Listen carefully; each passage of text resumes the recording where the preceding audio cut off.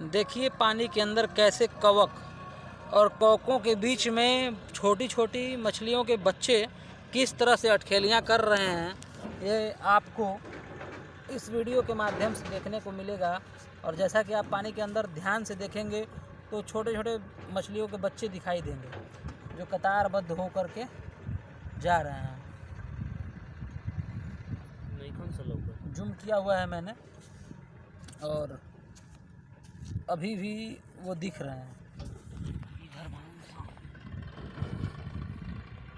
देखिए पानी के अंदर का ये जगह जो कि बहुत ही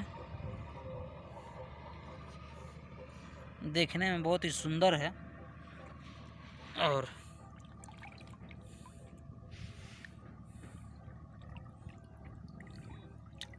थोड़ी सी पानी में हलचल भी मछलियां भागने लगती हैं सुनकर।